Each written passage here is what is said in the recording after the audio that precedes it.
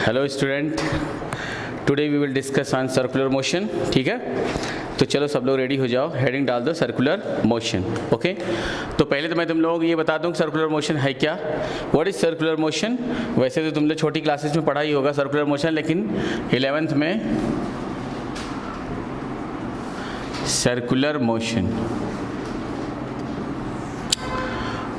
when an object moves on a circular track, such a motion are called circular motion। जब भी कोई object ऐसे circular path पे चलता है, ऐसे मोशन को हम लोग सर्कुलर मोशन कहते हैं। तो when an object moves on a circular track, such a motion of object are called circular motion।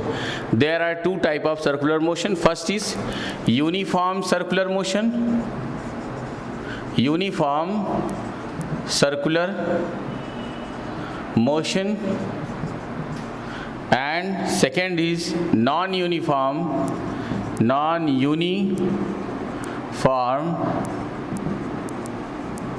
circular motion। तो first of all we will discuss on uniform circular motion। When any object moves on a circular track with constant speed, when any object, circular motion, uniform circular motion किसे कहते हैं? What is uniform circular motion? When any object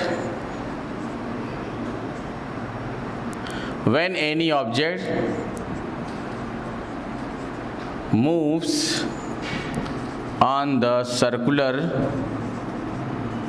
track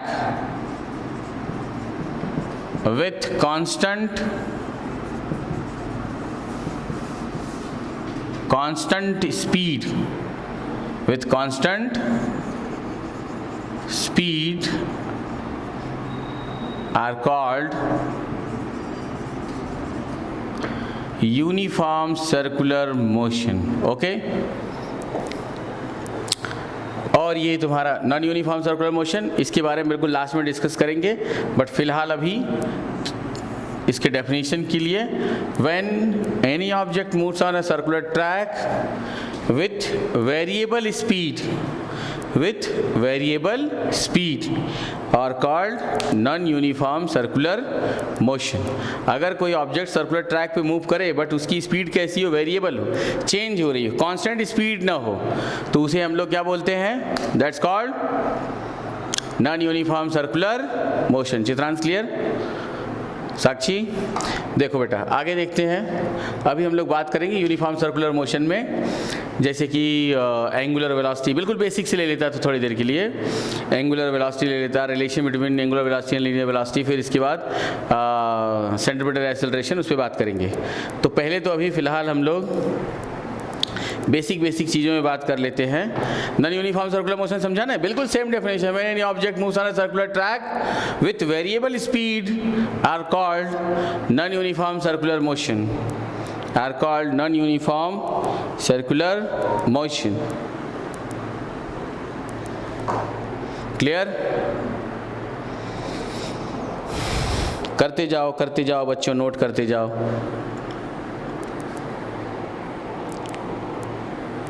हो गया? अब देखो आगे बढ़ते हैं, थोड़ा एंगुलर वेलोसिटी पे बात करते हैं। और सर्कुलर ट्रैक कैसा, कि जब कोई एक ऑब्जेक्ट ऐसा सर्कुलर मोशन कर रहा हो, सर्कुलर ट्रैक पे चल रहा हो, सर्कल पे, मतलब पूरा ऐसा अच्छे से सर्कल बना लो, ये भी और ये भी दोनों वैलिड है। Okay,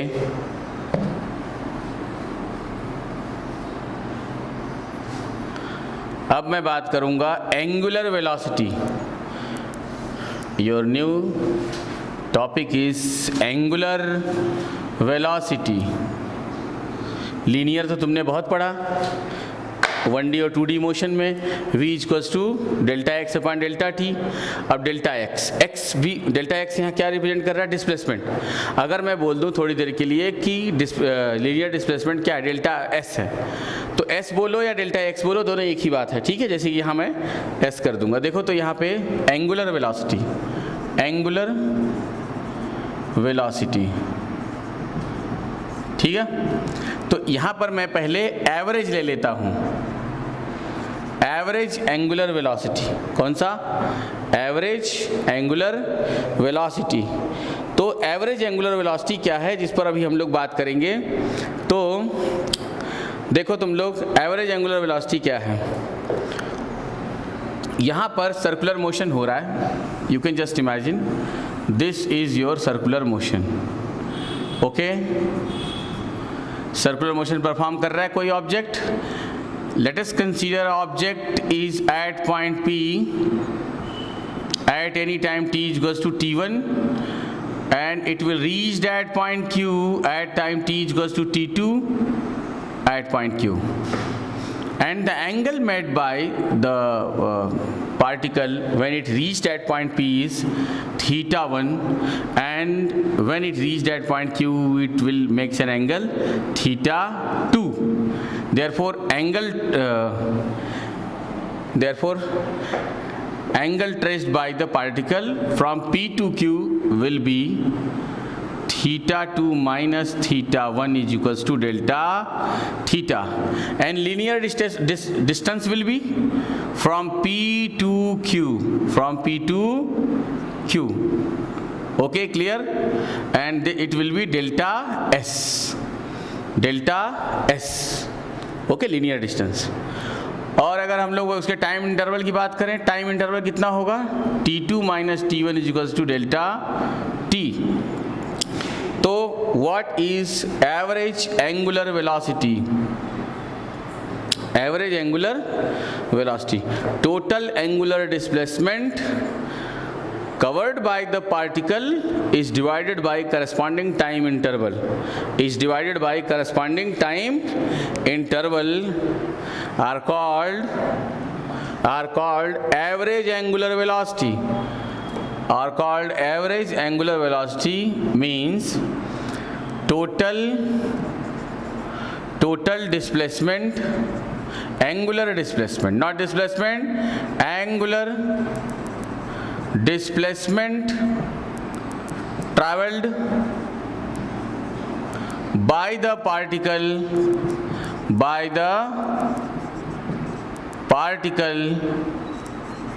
on circular track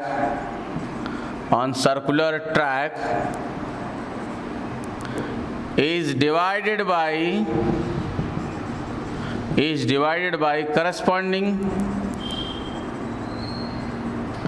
corresponding time interval, that is average angular velocity omega bar. It is denoted by omega. Omega bar is equals to total angular displacement delta theta upon time interval, corresponding time interval delta T. Clear? देखो delta theta को चलने के लिए कितना time लिया उसने? Delta T. इसी diagram मैंने तुम्हें दिखा दिया. क्लियर हो गया? तो इसको कभी कभी तुम लोग जरूरत पड़ने पर θ2 minus θ1 upon t2 minus t1 भी लिख सकते हो, लिखते ही हैं. ओके, क्लियर हो गया? अरे इसे ही तो ये डेल्टा थीटा लिखते हैं. क्लियर हो गया? तो omega bar is equals to delta theta upon delta T. अब जरा सा यहाँ से एक तुम लोग छोटी सी अंडरस्टैंडिंग और बनाओगे. अगर पार्टिकल ऐसा सर्कुलर ट्रैक पे चलते चलते जिस पोजीशन से चला था उसी पोजीशन पर दोबारा वापस आ जाए, ओके, तो ऐसा तुम बताओगे कि इफ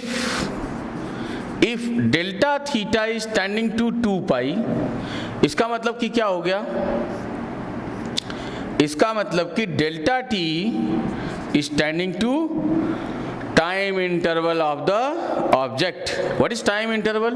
ये भी क्लास 9 में तुम लोग पढ़े ही होंगे. टाइम इंटरवल क्या होता है? Time taken by the particle to complete one revolution. एक रिवोल्यूशन कंप्लीट करने में जो टाइम लगता है उसे टाइम पीरियड कहते हैं. तो जो ये time period delta T standing to T हो गया, तो therefore average angular velocity omega bar is equals to 2 pi by capital T. Clear? और यही तुम्हारी छोटी क्लास में तुम्हें यह भी बताया गया होगा, frequency the reciprocal of time period is known as frequency,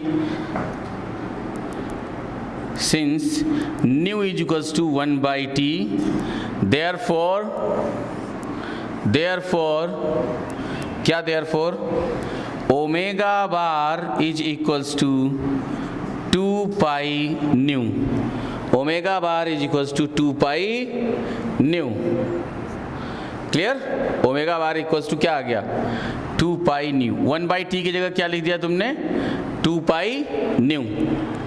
ये हो गया तुम्हारा एक कंटेंट पूरा हो गया कि एवरेज एंगुलर वेलोसिटी क्या है और इसका जो है रिलेशन टाइम पीरियड और फ्रीक्वेंसी से क्या है, वो भी निकल गया। Now we will discuss on relation between linear velocity and angular velocity. जब पार्टिकल सर्कुलर मोशन करता है तो उसमें उसके लीनियर वेलोसिटी और एंगुलर वेलोसिटी में क्या रिलेशन होता है, वो रिलेशन इस्टेब्लिश करने वाले हैं। तो यहाँ से मैं मिटा देता हूँ, तुम लोग चाहो तो नोट कर लो फटाफट। कर लिया क्या? गुड। तो यहाँ से अब हम लोग बात करेंगे रिलेशन बिटवीन क्या क्या? Relation between linear velocity and angular velocity. Relation between linear velocity and angular velocity. Relation between linear velocity and angular velocity.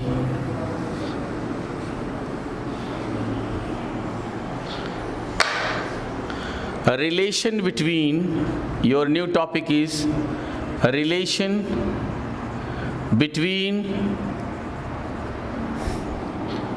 linear velocity v and omega।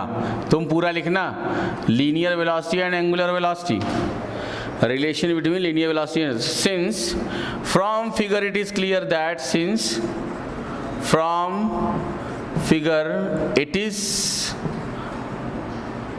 clear that what angle is equals to arc upon radius। arc means PQ, radius क्या हो गया? मान लो ये radius क्या है? R है, ठीक है। let us consider the radius of circular track is capital R here, okay? So delta theta is equals to PQ by R and PQ is equals to क्या है? PQ is equals to delta S by R। तो delta theta is equals to हो गया delta S by R. Now dividing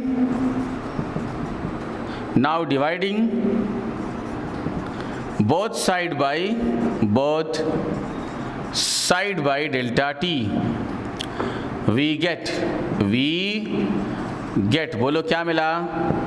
therefore delta theta upon delta T is equals to delta S by 1 by R side कर लो, delta S by delta T. अभी तुम्हें दिखाई दे रहा है ये? है ना? तो taking limit delta T standing to 0 both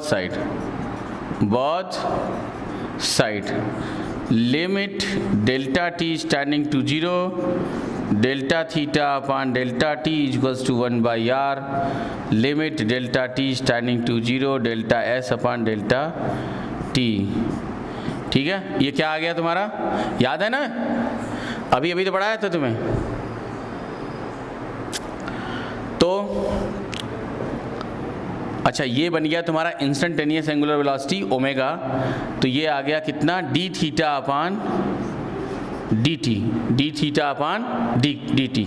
the limiting value of average angular velocity, मतलब कि अगर मैं limit delta T standing to 0 delta theta upon delta T कर देता हूँ तो ये इंस्टेंटेनियस एंगुलर वेलोसिटी बन जाती है। वही मुझे लिख देना था एवरेज के बाद, ओके? तो ये क्या बन गया? D theta upon D T. तो ध्यान रखना, ये उसके बाद लिख देना तुम लोग instantaneous angular velocity, the limiting value of average angular velocity, बिल्कुल 1D के जैसा। The limiting value of average angular velocity is called क्या है ना? Is called instantaneous angular velocity. Omega is equals to d theta upon dt, and the unit of instantaneous angular velocity or angular velocity will be radian per second. Radian per second, D theta upon D T equals to 1/r into D S upon D T, 1/r ds upon D T. और अब देखो इसकी value क्या है, इसकी क्या लिखते हैं, omega 1/r into linear velocity v, therefore linear velocity v equals to r omega, linear velocity v equals to r omega. अगर मान लो कोई एक ऑब्जेक्ट सर्कुलर ट्रैक पे मोशन कर रहा है और आपने उसकी रेडियस को बढ़ा दी, तो ऑटोमेटिकली उसकी जो लीनियर वेलोसिटी होगी वो क्या हो जाएगी, इंक्रीज हो जाएगी। देखो v equals to r omega, omega वही है, ओमेगा वहाँ पे कांस्टेंट है मान लो, तो फिर जो ये r है, अगर r इंक्रीज हो गई तो लीनियर वेलोसिटी क्या हो जाएगी, ईच एंड एवरी पॉइंट पर लीनियर वेलोसिटी बढ़ जाएगी। अभी जितना तुम r को बढ़ाओगे उस रेशियो के हिसाब से वो भी इंक्रीज हो जाएगा। तो तुम्हें नोट करना है, जिसको वो नोट कर ले, फिर आगे हम लोग डिस्कस करेंगे। क्लियर? फटाफट बच्चों नोट करो। तुमने 16 मिनट में यहाँ तक पहुँचा दिया है ना, कर लिया? अरे वाह, बहुत तेज, बहुत फास्ट कर रहे हो आज तुम लोग। क्या हो गया है तुम लोगों को, तुम लोग तो 10 मिनट में लिखते थे, है ना? वीडियो लग जाने से तुम लोगों की रफ्तार बढ़ गई है, अच्छी बात है। तो देखना अभी आगे बढ़ते हैं थोड़ा, क्या होगा ये तुमने समझ लिया। अब मैं बात करूँगा किस पर, ऐसा पकड़ लो कि तुमने एंगुलर वेलोसिटी पढ़ लिया, इंस्टेंटेनियस पढ़ लिया, angular velocity, relation between v and omega पढ़ लिया, बराबर सब तो पढ़ लिया। तो बचा क्या अभी, अब तुम लोग पढ़ने जा रहे हो, बात करोगे किस पर, now we will discuss on centripetal acceleration. Your new heading is centripetal acceleration, centripetal acceleration. Now your new heading is centripetal acceleration. Centripetal acceleration. तो क्या है centripetal acceleration? What is centripetal acceleration?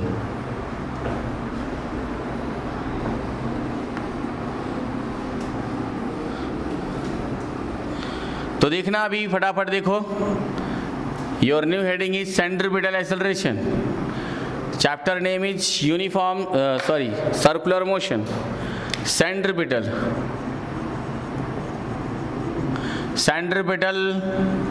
acceleration, centripetal acceleration। तो जरा देखना पहले कैसे तुम लोग इसको समझोगे। You can just consider this is a circular track. Just imagine this is your circular track.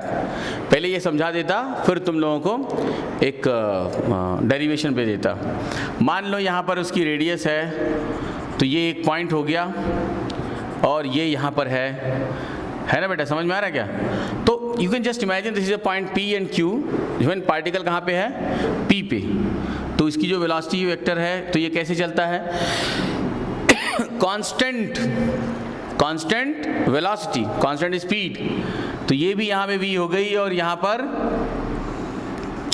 ये भी v, ऐसा मान लो v एंड v डैश कर दिया और यहाँ से r और r डैश ले लेता।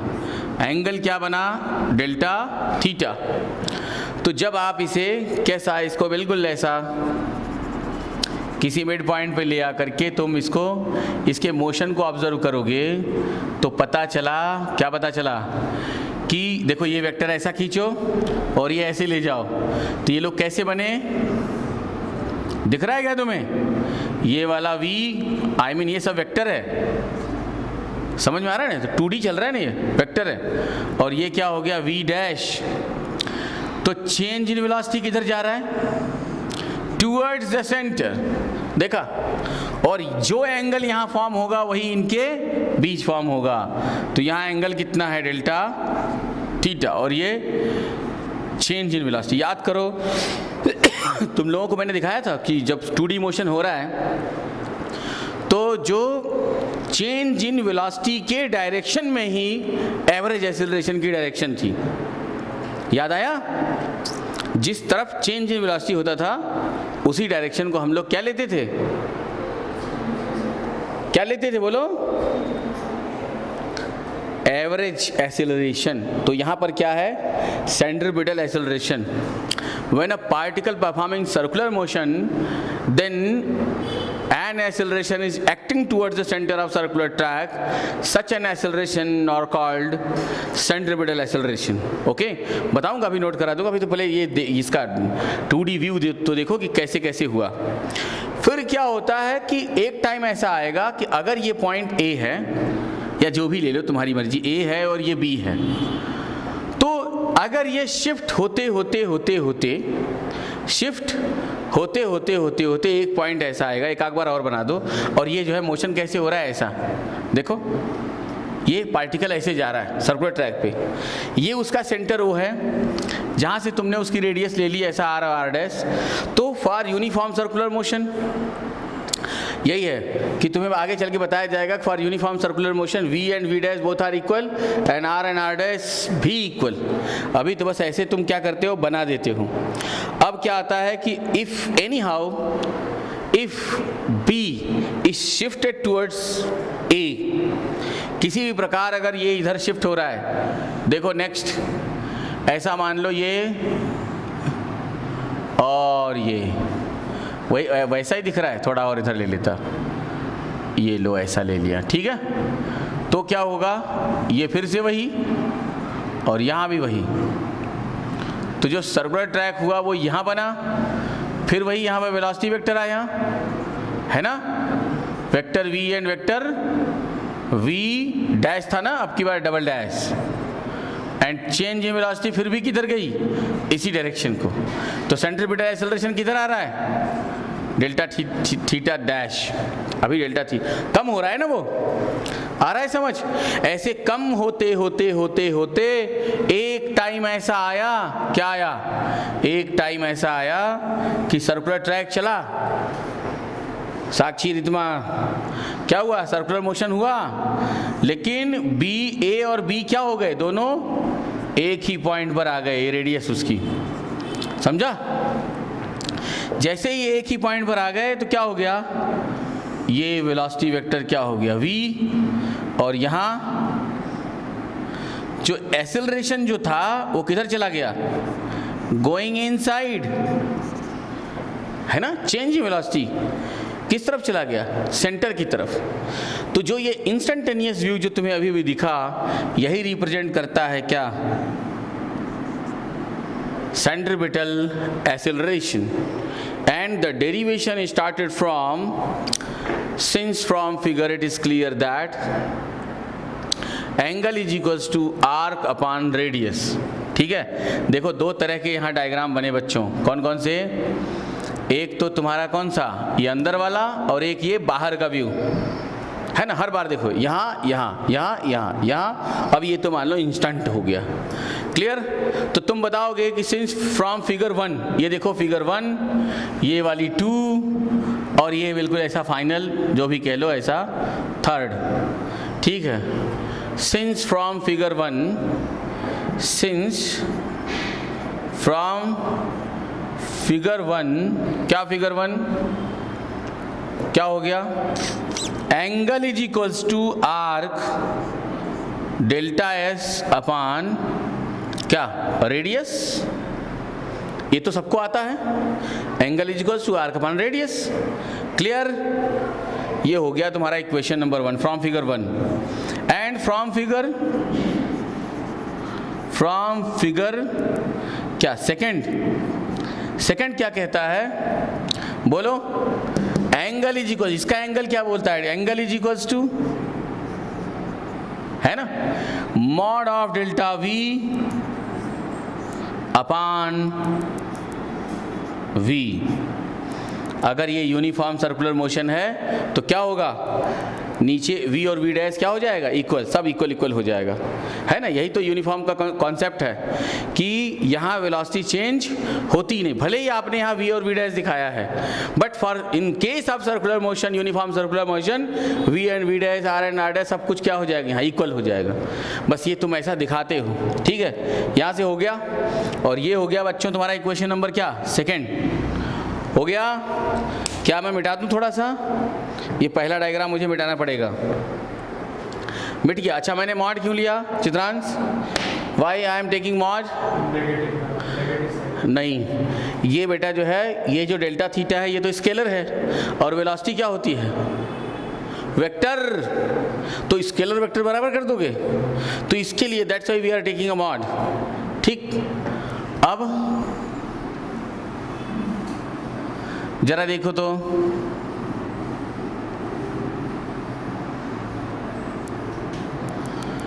Now from equation 1 and 2, therefore from equation 1 and 2 क्या मिल गया? Delta v by V equals to delta s by r, taking dividing both side by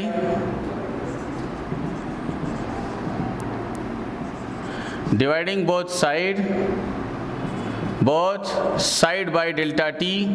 तो क्या बन गया? 1 upon v into delta v by delta t, 1 by r into delta s by delta t। दिख रहा है क्या? है ना? Delta s upon delta t। Now taking limit both side, now taking limit delta t standing to 0 both side, क्या है ये? 1 by V, limit delta T standing to 0, delta V by delta T equals to 1 by R, limit delta T standing to 0, delta S upon delta T. Okay, तो ये क्या मिल गया तुम्हें? बताओ, सब कुछ याद है तुम्हें? देखो, change in velocity with respect to time क्या मिलता है? एक्सेलरेशन। तो यहाँ पे यही एक्सेलरेशन क्या हो जाएगा? Centripetal acceleration AC 1 by R, और ये अभी तो यही लिखना पड़ेगा तुम्हें, dv by dt 1 by R into D S upon dt। याद आ रहा है ना सब कुछ? और 1 by V into A C into equals to 1 by R into ये क्या हो गया? v, और सेंट्रीपिटल एक्सेलरेशन इक्वल्स टू, या फिर रेडियल एक्सेलरेशन जो भी तुम्हें लगे वैसा लिख दो, v square by R, v square by R. Centripetal acceleration will be v square by r. Centripetal acceleration will be v square by r. Okay? अब यहाँ बताओगे कि since we know that, क्या जानते हो तुम लोग? Since we know that, अब तो इधर तो नोट कर चुके होगे ना डायग्राम वगैरह ये सब, तो बताओ अभी, since we know that for uniform circular motion v equals to क्या? r omega, therefore ar is equals to v square by r। v square means r square omega square by r, तो r से r एक cancel हो गया, radial acceleration is equals to r omega square. आ गई बात समझ में? है कि नहीं? ठीक। अच्छा, और भी क्या लिख सकते थे? यहाँ से एक चीज़ देखना जरा सा, अगर मैं ओमेगा इक्वल्स टू लिखूँ तो v बाई आर हो जाएगा, तो क्या ये जो तुम्हारा इक्वेशन 1 2 हो गया था ये हो जाएगा 3, ये मेन इक्वेशन 3, ये मेन इक्वेशन 4। कैसे? Since A C A R is equals to क्या? ये देखो v स्क्वायर बाई आर है ना, तो मैं इसको v by R into V लिख सकता हूँ, और v बाई आर क्या हो गया? ओमेगा, और radial acceleration is equals to omega v, और radial acceleration is equals to v omega. ये देखो तीसरा, इसके देखो 3 पार्ट बने, एक ये और एक यहाँ, v square by R omega square v omega. तो this is the required derivation for centripetal acceleration. Okay, तो डेफिनेशन लिखोगे, hence we can define the centripetal acceleration, hence we can define the centripetal acceleration when any object moves on a circular track with constant velocity, then an acceleration is acting towards the center of circular track. Such an acceleration is called centripetal acceleration, and the formula will be AR is equals to V square by R. अभी next topic हम लोग discuss करेंगे। Okay, hurry up, कर लो note फटाफट।